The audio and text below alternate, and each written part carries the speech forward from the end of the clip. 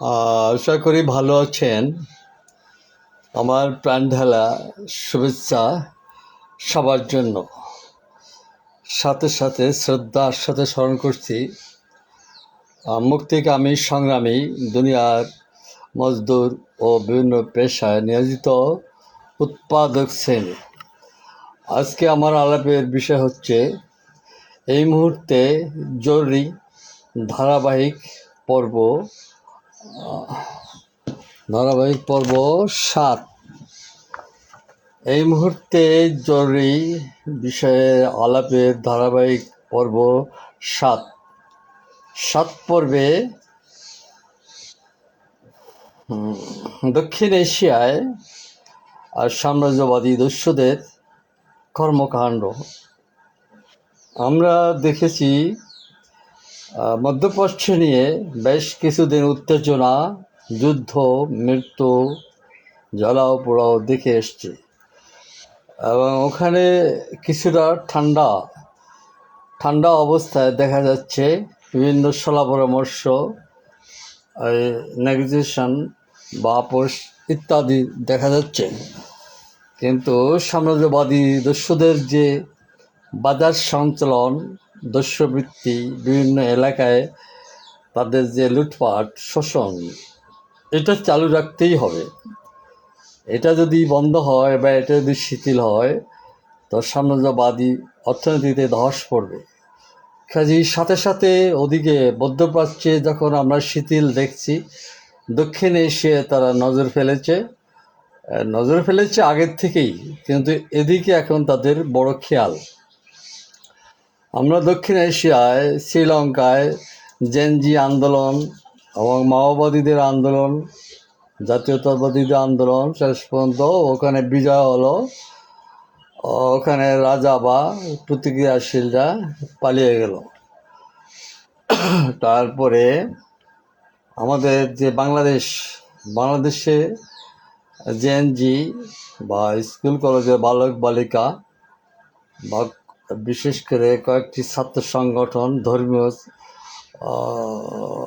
পৃষ্ঠপোষকতায় কতগুলো ছাত্র সংগঠন একত্রিত হয়ে এখানে তারা শুরু করলো, তাদের জিকির ছিল কোঠা আন্দোলনটা আপনারা সবাই লক্ষ্য করেছেন। কোঠা আন্দোলনটা শুরু হলো, কিন্তু কোঠা আন্দোলনের যে পরিকল্পনা, যে অর্থ লাগবে, যে ব্লাড লাগবে, এগুলো সাম্রাজ্যবাদীদের পূর্বেই ছিল, পরিকল্পিতভাবে সাজানো গোছানো ছিল। যে এখানে রক্ত লাগবে কয় টন, অস্ত্র লাগবে, অর্থ লাগবে, মদত লাগবে এবং সরাসরি মদত লাগলে দিবে।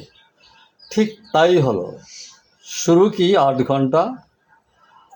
আর কোঠা আন্দোলনে আমরা ধারাবাহিক এসে কি দেখলাম, এক দফাটা কি, ভারতীয় আধিপত্যবাদের খেদাও, সম্প্রসারণবাদকে খেদাও। এবং 71-এ যারা এসছিল তারাই এলো ভারত। কাজে এই আন্দোলন করতে যে তারা কি করলো, রক্ত গেল এবং আন্দোলন সফল করতে যে পুলিশ মেরে রাস্তায় ঝুলিয়ে রাখলো, অসংখ্য থানা লুটপাট হলো, অসংখ্য ওই যে 71-এর যারা সমর্থক ছিল তাদের ব্যবসা বাণিজ্য পুড়িয়ে দেওয়া হলো এবং কিছু সরকারি স্থাপনা এবং 71-এ যারা ক্ষমতা এসেছিল তাদের বাড়িঘর লুটপাট, তাদেরকে বিতরণ, তাদেরকে খুন খারাপি, এসবে আমরা ওই কোঠা আন্দোলনের ধারাবাহিক এসব আমরা দেখলাম। এবং তারা প্রকাশ্যে বলল, আমরা যদি মেট্রো রেল বা সরকারি স্থাপনায় বা পুলিশ না মারতাম তাহলে বিপ্লব সফল হতো না বা বিপ্লব চাঙ্গা হতো না। এসব আমাদের সবার জানা। বাংলাদেশের সাম্রাজ্যবাদী দস্যুদের এ পর্যায়ে তারা বিজয়ী হলো। জুলাই বিপ্লব হলো, জুলাই তারা সফল হয়ে গেল। জুলাই বিপ্লবের সাথে সাথে দক্ষিণ এশিয়ায় ভারতবর্ষ যেটা সেটা সম্প্রসারণবাদী আধিপত্যবাদকে ঘাড় ভাঙার জন্য এবং তাদেরকে কোণঠাসা করার জন্য দরকার ভারতকে দমন রাখা। ভারতে এখানে জেনজি সহ ধর্ম অন্ধদেরকে তারা সামনে নিয়ে এলো এবং ভারতে শুরু হলো কি ওই ভারতে শুরু হলো জয় শ্রীরাম এবং জয় শ্রীরামের পেছনে তারা কারণ দেখালো মুঘলরা বা ইংরেজরা হিন্দুদেরকে অত্যাচার করেছিল এবং হিন্দুদের স্থাপনাগুলো গুড়িয়ে দিয়ে সেখানে মুসলমানরা মসজিদ বানিয়েছিল। কাজে সব মসজিদ ধ্বংস করো এবং মুসলমানদের যে সমস্ত বড় বড় ধর্মীয় প্রতিষ্ঠান দাওয়ান মাদ্রাসা সহ সকল মাদ্রাসা ইত্যাদি ধ্বংস করা শুরু করলো বোল্ডোজার দিয়ে সরকারিভাবে প্রকাশ্যে। এসব বাংলাদেশের বেলায় আবার এতটা সরকারিভাবে প্রকাশ্যে হয় নাই, তবে হয়েছে পেছনে মদত, পেছনে সাপোর্ট সরকারের ছিল। ওটা কোনো সরকার না, ওটা সাম্রাজ্যবাদের কৌশলেরই বহিঃপ্রকাশ ছিল এই বাংলাদেশের জেনজি আন্দোলনটায়। তো এখন ঠিক এই মুহূর্তে আমরা সাম্রাজ্যবাদের যে দক্ষিণ এশিয়ায় যে কর্মকাণ্ড যেটা দেখতে পাচ্ছি সেটা হচ্ছে কি জয় শ্রীরাম। এদিকে পূর্ব বাংলায় বাংলাদেশে কি নারায়ে তাকবীর আল্লাহু আকবার, এর পিছনে আবার অন্য একটা শক্তি দূরে থাকলেও তারা মাঝে মধ্যে কিছু বক্তব্য দিচ্ছে। ইরানের ইসলামিক বিপ্লবী গার্ড, লেবাননে হইতে, তারপরে ফিলিস্তিনে মানে গাজার হামাস, পাকিস্তানের লস্করি তৈয়বা,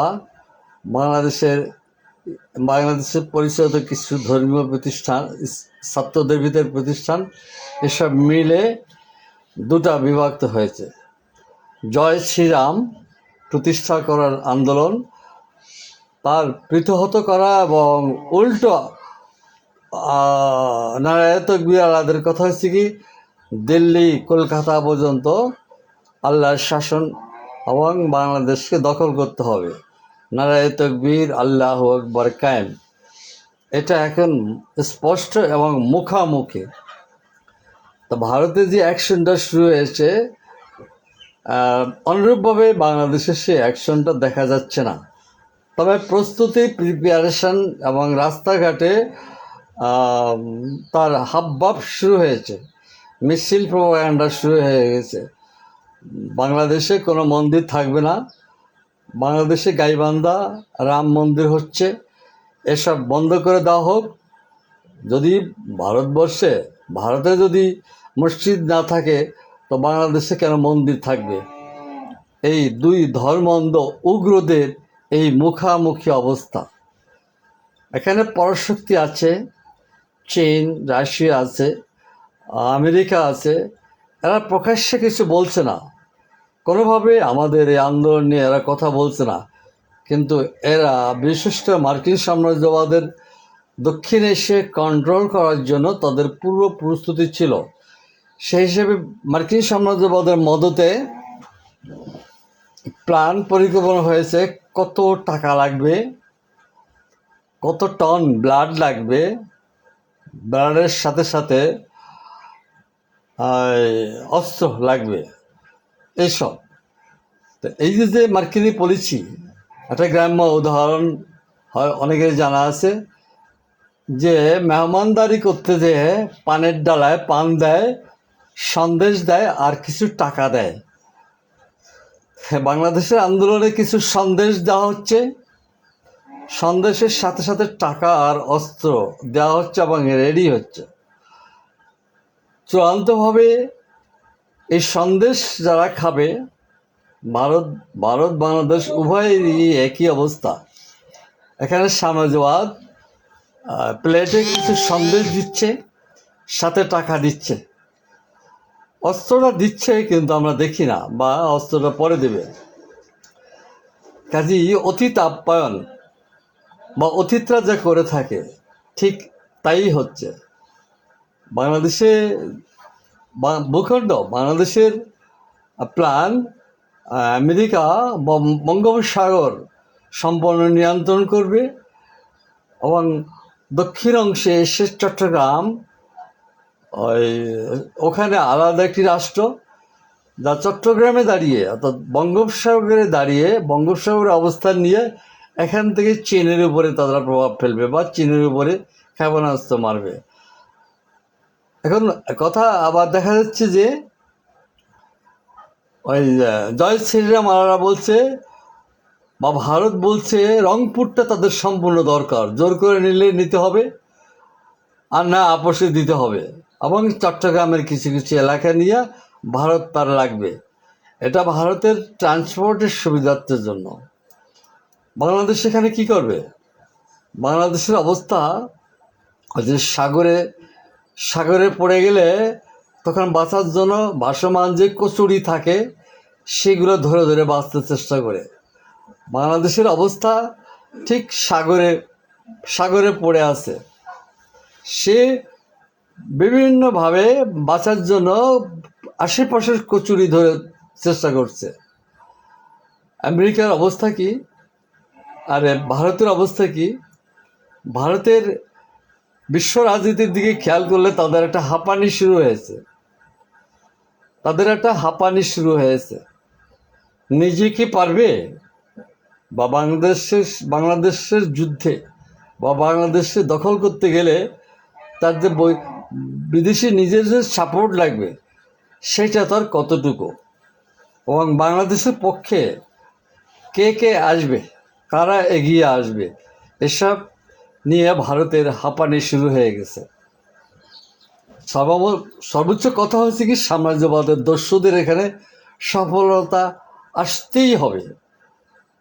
সেই সফলতা তারা এখানে অস্ত্র লাগবে কত, ব্লাড লাগবে কত টন, এগুলো তাদের পরিকল্পনা হয়ে গেছে, সামনে মাঠে নামিয়ে দিয়েছে। তাদের এই লক্ষ্য বাস্তবায়নের জন্য সামনে তাদের স্লোগান জয় শ্রীরাম, আর এদিকে নারায়ণ তাকবীর আল্লাহু আকবার। এখন জয় শ্রীরামে এটা ধর্মীয় ব্যাপার, নারায়ণ তাকবীর ধর্মীয় ব্যাপার, আবেগের ব্যাপার, এবং এখানে সর্বস্তরের মানুষ সমবেত হবে ধর্ম রক্ষা করার জন্য, জয় শ্রীরামকে অপমানের হাত থেকে বাঁচাবার জন্য। এদিকে নারায়ণ তাকবীর আল্লাহ বলবে আমাদের ইসলাম, আমাদের নবীর আত্মসম্মান এবং বাঁচাবার জন্য। এখানে জনগণ দৃঢ় থাকবে। কিন্তু এই জয় শ্রীরাম বা নারায়ণ তাকবীর আল্লাহু আকবার যুদ্ধের এক পর্যায়ে যে কোনো একটা জয় হবে, একটা পরাজয় হবে। জয় শ্রীরাম আর কি জানে? যেমন ওই যে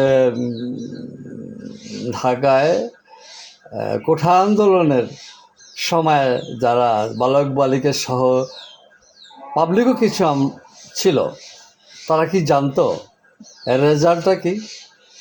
মূল্য দেখিয়ে তারা যে কাজটা করিয়ে নিল, পাছায় যে বাসটা ঢুকলো, এটা জানতো না। কাজে আজকে জয় শ্রীরাম যে ধর্মীয় মূল্য দেখিয়ে ভারতের পিছন দিয়ে যে বাস ঢুকবে, যে মূলা ঢুকবে, এটা অন্য জানছে না। পুরো বাংলা নারায়ণ তাকবীর আল্লাহু আকবার। এরা আবার মৌলভী সাহেবরা অনেক দূরে দেখে না, কাছে কাছে দেখে। খাবার থাকলে সেটা কুড়ায় খায় বা পকেটে নেয়। এদেশের মৌলভী সাহেবরা হাজার মাইল দূরে বা রাজনৈতিক যে লক্ষ্য ইত্যাদি এরা আবার কম বোঝে।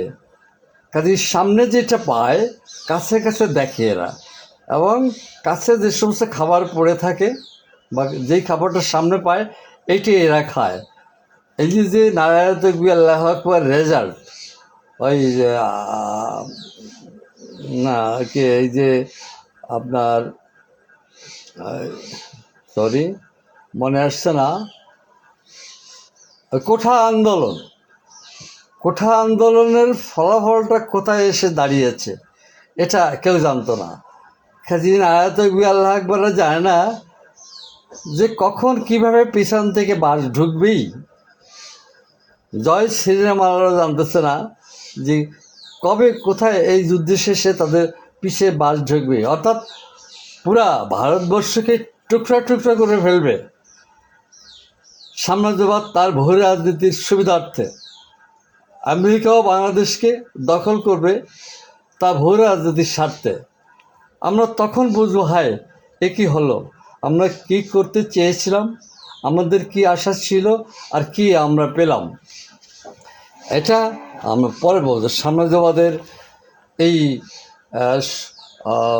সুদূর প্ল্যান পরিকল্পনা বুঝার শক্তি আমাদের দেশের নাই তা না, আছে, কিন্তু তাদের দুর্বলতার কারণে বা এদেশের জাতীয়তাবাদী বা মজদুর শ্রেণীর শ্রমিক কৃষকের ঐতিহাসিক নানান দুর্বলতার কারণে সাম্রাজ্যবাদ ইচ্ছা মাফিক তার কাজ করে যাচ্ছে অপ্রতিহতভাবে, এবং তাকে প্রতিহত করার মতো ওই শ্রেণীগুলো খুব দুর্বল। ঠিক সাম্রাজ্যবাদীরা পৃথিবীর কোন দেশের শ্রমিক আন্দোলন, গণতান্ত্রিক আন্দোলন, তার শক্তি, তার দল কী পর্যায়ে আছে, এগুলো ভালোভাবে তারা জেনে শুনে নয়। আজকে ভারতবর্ষে শ্রমিক আন্দোলন বা মজদুর শ্রেণীর আন্দোলন, পার্টি অর্থাৎ গণতান্ত্রিক দল বা গণতান্ত্রিক আন্দোলন কোন পর্যায়ে আছে এটা তারা জেনেই করছে। কাজে এই মুহূর্তে খোলা মাঠে ধর্মীয় একটা ইস্যু নিয়ে শুরু করছে, এবং এখানে অপ্রতিহতভাবে সাম্রাজ্যবাদ জয়ী হয়ে যাবে। সাম্রাজ্যবাদের জয়ের কথাটা আমি বলছি যে ভারতবর্ষকে তারা নিয়ন্ত্রণ করবে। বৃহত্তর যে ভারত, এ থেকে খণ্ড খণ্ড হয়ে যাবে। বাংলাদেশের দরকার হয় 3টা ভাগে বিভক্ত হবে। ভারতের সাথে কিছু যাবে, চট্টগ্রাম বন্দর এবং টেকনাফ, সেন্ট মার্টিন, ওখানে 8টা রাষ্ট্র করে বাংলাদেশে 3 ভাগে বিভক্ত করে ফেলবে। বাংলাদেশ ছোট্ট একটু জায়গায় তাদেরকে রাখবে, তার দালালদেরকে বসিয়ে রাখবে। সাম্রাজ্যবাদ তাদেরই দালালদেরকে বসিয়ে রাখবে। ভারতও তার মূল নিয়ন্ত্রণটা আমেরিকা নিবে, এবং যাদেরকে দিয়ে এই কাজ করাচ্ছে জয় শ্রীরাম আর নারায়ণ আল্লাহ আকবর, এই গোষ্ঠীকে এই দেশের কোনো অল্প জায়গায় এদেরকে বসিয়ে রাখবে। ভবিষ্যৎ তাদের যখন যে কাজে লাগে তাই। এই মুহূর্তের যে আলাপটা আমি করতেছিলাম, জরুরি আলাপ, ধারাবাহিক 7 পর্ব, এই 7 পর্বের আলাপে যে বিশ্ব রাজনীতির দক্ষিণ এশিয়ায় যাদের প্রাণটা, এটাই আমাদেরকে অস্থির করে ফেলছে। এখন এককভাবে আমরা দেখতে পাচ্ছি মার্কিন সাম্রাজ্যবাদের তৎপরতা, কিন্তু মার্কিন সাম্রাজ্যবাদ এবং পাশে রাশিয়া তাকিয়ে আছে, চীন তাকিয়ে আছে, এবং ভারত বা বাংলাদেশে খণ্ড বিখণ্ড করলে চীনের স্বার্থের আঘাত আসবে, রাশিয়া আঘাত আসবে। তাদের এখানে কি ভূমিকা থাকবে এটা আমাদের দেখার জন্য অপেক্ষা করতে হবে। কিন্তু এখানে এখন একটা শক্তি রি করে এগিয়ে যাচ্ছে, সেটা মার্কিন সাম্রাজ্যবাদ এগিয়ে যাচ্ছে। মার্কিন সাম্রাজ্যবাদের নেতৃত্বে জয় শ্রীরাম এবং নারায়ণ তকবীর আল্লাহ আকবর আন্দোলনটা শুরু হয়ে গেছে, এবং কোন পর্যায়ে যাবে এবং কিভাবে কি হবে এটা দেখে এখানে রাশিয়ার উপস্থিতি থাকবে, এখানে চীনের উপস্থিতি থাকবে। এই যে রাজনৈতিক যে পর্যালোচনাটা করা হচ্ছে এই মুহূর্তে, এটা আমাদের অপেক্ষা করতে হবে। কিন্তু এই কাজটা শুরু হয়ে গেছে, যে ভারতে আমেরিকার দখল করতে যেভাবে দখল করছে, আপনার কোঠা আন্দোলন দিয়ে আজকে আজকে আজকে শুরু হয়েছে তারা নারায়ণ তকবীর আল্লাহ আকবর দিয়ে আর জয় শ্রীরাম দিয়ে শুরু করছে। এটা দিয়ে শুরু করছে, এবং এটা এই আন্দোলনটা এই অবস্থা থাকবে। নামধাম সবই থাকবে, কিন্তু ভূ রাজনীতিতে ভূ দখলটা আমেরিকা করে ফেলবে একচাটিয়াভাবে মনে হচ্ছে, কিন্তু তা হয়তো নাও হতে পারে। কারণ এখানে চীনের সাথে বিষয় আছে, রাশিয়ার সাথে বিষয় আছে, অর্থাৎ ভারত বাংলাদেশের সাথে রাশিয়ার বিনিয়োগ আছে, রাশিয়ার পুরনো বন্ধুত্ব আছে, ভারত বাংলাদেশের সাথে চীনেরও বন্ধুত্ব আছে, পুরানো বিনিয়োগ আছে। কাজেই এই তিন তিন দস্যু সাম্রাজ্যবাদী, এই তিন দস্যুরা মার্কিন পশ্চিমা সাম্রাজ্যবাদ, রাশিয়ান সাম্রাজ্যবাদ, চীনা সাম্রাজ্যবাদ, এই তিনটার খেলা ফুটবল খেলার মতো। ফুটবল তো দুটো নিয়ে খেলা হয়, তিনটা নিয়ে এক মাঠে খেলা হয় না। কিন্তু এক দলই খেলছে, পাশাপাশি দুই দল অপেক্ষা করছে। আমাদের একটু অপেক্ষা করতে হবে, দেখে দেখে ভাবতে হবে, তখন বলা যাবে। আজকে যে আলাপের বিষয়টা ছিল, এই মুহূর্তে জরুরি আলাপে ধারাবাহিক পর্ব 7, এবং আলাপের বিষয় ছিল দক্ষিণ এশিয়ায় ভূ রাজনীতিতে সাম্রাজ্যবাদী দস্যুদের কর্মকাণ্ড। আমি সাথে আছি, আপনার সাথে থাকবেন। Thank you.